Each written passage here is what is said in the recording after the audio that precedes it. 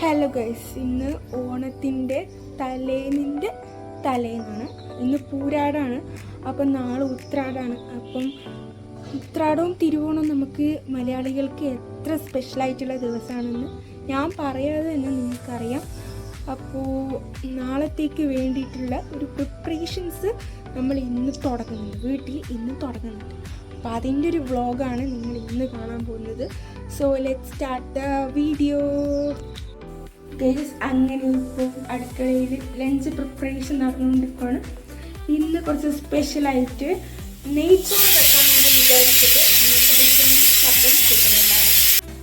ഉള്ളി അരിഞ്ഞ് വെച്ചിട്ടുണ്ട്, അരി കഴുകി വെച്ചിട്ടുണ്ട്, എന്തോ ഒന്ന് കുക്കറിൽ ഇങ്ങനെ ഇതാണ്. അപ്പം നമുക്ക് കാര്യത്തിലേക്ക് സീരിയസ് ആയിട്ട് കിടക്കാം. ആദ്യം തന്നെ അമ്മ പറഞ്ഞിട്ട് ഞാൻ തേങ്ങ ചിരകി, പിന്നെ ഞാൻ അമ്മ അരി അടുപ്പത്തിടുന്നതൊക്കെ ഒന്ന് ഷൂട്ട് ചെയ്തെടുത്തു. ഇതിൽ ചോറും ഞാനുമായിട്ട് ഒരു ബന്ധവുമില്ല. ഞാൻ അതിൻ്റെ അകത്ത് ഉണ്ടാക്കുന്നതിൽ ഒരു പാർട്ടും അല്ലായിരുന്നു. പിന്നെ ഈ തേങ്ങാ ചമ്മന്തി ഞാൻ തന്നെയാണ് ഉണ്ടാക്കിയത്. ഇത് ഞാൻ ആദ്യമായിട്ടാണ് ഈ ബിരിയാണീൻ്റെ ചമ്മന്തി ഉണ്ടാക്കുന്നത്. തേങ്ങ ഒക്കെ ഇട്ടു, പക്ഷേ റെസിപ്പി മുഴുവൻ എൻ്റെ അമ്മയുടേതായിരുന്നു. എന്നിട്ട് ഈ പച്ചമുളകൊക്കെ അരിഞ്ഞിടുന്നത് അമ്മ തന്നെയാണ് കേട്ടോ. പക്ഷെ നന്നായിട്ട് വന്നിട്ടുണ്ടായിരുന്നു, എനിക്ക് നന്നായിട്ട് ഇഷ്ടപ്പെട്ടു. അത് കഴിഞ്ഞിട്ട് അമ്മ ഈ പായസം ഉണ്ടാക്കുന്നുണ്ടായിരുന്നു. ഈ പായസവും ഞാനുമായിട്ട് നേരത്തെ പറഞ്ഞ പോലെ തന്നെ ഒരു ബന്ധവുമില്ല, ഞാൻ ഉണ്ടാക്കിയിട്ടുണ്ടായിരുന്നില്ല. പിന്നെ ഈ വെള്ളം തിളപ്പിക്കുന്നത് ഇപ്പം മനസ്സിലായല്ലോ, സോയാബീൻ ഇടാനാണ്. സോയാബീൻ ഞാൻ രണ്ടാമത്തെ പ്രാവശ്യമാണ് ഉണ്ടാക്കി നോക്കുന്നത്, കുഴപ്പമില്ലാണ്ട് വന്നിട്ടുണ്ടായിരുന്നു. പിന്നെ ഞാൻ വിചാരിച്ചു വീഡിയോൻ്റെ ആംഗിളൊന്ന് മാറ്റാമെന്ന്. ഇടയ്ക്കിടയ്ക്ക് അമ്മ അങ്ങോട്ടും ഇങ്ങോട്ടൊക്കെ പോകുന്നുണ്ട്, ഓരോ പാത്രങ്ങളൊക്കെ എടുക്കേണ്ടിയിട്ട്. പിന്നെ സോയാബീൻ ഫ്രൈ ചെയ്യേണ്ടിയിട്ട് ഞാൻ കുറേ മുളക് പൊടി തട്ടി അങ്ങോട്ട് ഇട്ടു. എന്നിട്ട് കുറച്ച് മഞ്ഞൾപ്പൊടി ഇട്ടു. എന്നിട്ട് അമ്മയാണ് എനിക്ക് ഉപ്പെടുത്തിട്ടിരുന്നത്. അത് കുറച്ച് കഴിഞ്ഞിട്ട് വരും. അതിനിടയ്ക്ക് ഞാനും അമ്മയൊക്കെ കുശലാന്വേഷണം ഇങ്ങനെ പറഞ്ഞുകൊണ്ടിരിക്കുകയാണ്.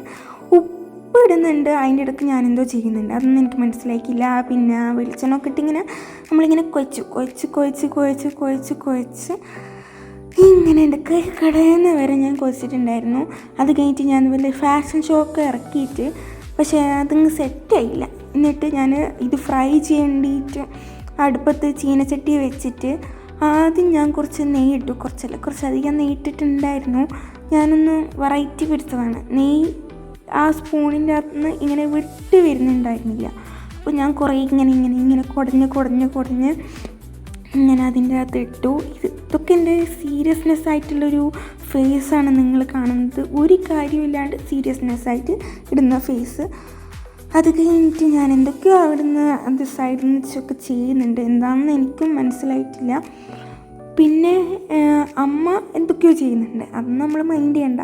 പിന്നെ ഞാൻ കുറച്ച് ഓയിലും അതിൻ്റെ അകത്ത് ഓയിലൊഴിച്ച് നന്നായിട്ട് ഓയിൽ ഒഴിച്ചിട്ടുണ്ടായിരുന്നു. എന്നിട്ട് അത് ഞാൻ നന്നായിട്ട് ചൂടാക്കാൻ വെച്ചിട്ടുണ്ടായിരുന്നു. ചൂടായി നമ്മൾ ഇങ്ങനെ ചൂടായിട്ട് വരുമ്പോൾ അങ്ങനെ അവിടെ വെച്ചിട്ടുണ്ടായിരുന്നു. പിന്നെ അണ്ടിപ്പരിപ്പിൻ്റെ കുറവ് നമ്മൾ ബദാമിൽ അങ്ങോട്ട് നികത്തിയിട്ടുണ്ടായിരുന്നു. എന്നിട്ട് മുന്തിരി ഇങ്ങനെ വറുത്ത് മുന്തിരി ഉണ്ടായിരുന്നു, അണ്ടിപ്പരിപ്പ് ഉണ്ടായിരുന്നില്ല. മുന്തിരി ഇങ്ങനെ വറുത്തിട്ടു. എന്നിട്ട് എണ്ണ ചൂടായി വന്നപ്പം ഞാൻ എൻ്റെ സോയാബീൻ ഇട്ടിട്ടുണ്ടായിരുന്നു. നല്ല ടേസ്റ്റ് ഉണ്ടായിരുന്നു സോയാബീൻ, ഞാൻ വെച്ചുകൊണ്ട് പറയല, നല്ല ടേസ്റ്റ് ഉണ്ടായിരുന്നു. പിന്നെ ഇങ്ങനെ ഇടുന്ന ഇത്രയും ഭംഗിയിലൊക്കെ കാണുമ്പോഴാണ് ഞാൻ തന്നെ ഇത്ര വൃത്തിക്കൊക്കെ ഉണ്ടാക്കുന്നുണ്ടോയെന്ന് എനിക്ക് തന്നെ തോന്നിപ്പോവും. പിന്നെ ഇതൊന്ന് ഫ്രൈ ആയിട്ട് വന്നപ്പോൾ ഞാൻ അങ്ങോട്ടും ഇങ്ങോട്ടൊക്കെ ഇളക്കി അതിങ്ങനെ വറുത്ത് കോരി ഇങ്ങോട്ട് എടുത്തിട്ടുണ്ടായിരുന്നു. അപ്പം എന്നിട്ട് അടുത്ത സെറ്റ് ഓഫ് ബാച്ചാണ് നിങ്ങളിപ്പോൾ കണ്ടുകൊണ്ടിരിക്കുന്നത്. അത് കഴിഞ്ഞിട്ട് നമ്മുടെ കച്ചമ്പറൊക്കെ വെട്ടിയിട്ട് ഞാൻ സാലഡിന് വെച്ചിട്ടുണ്ടായിരുന്നു. പിന്നെ ഇതെൻ്റെ മുട്ടൻ അഭിനയ തീറ്റയാണ് നിങ്ങൾ കാണുന്നത്. എല്ലാവർക്കും ലവ് യു ആൻഡ് ബൈ.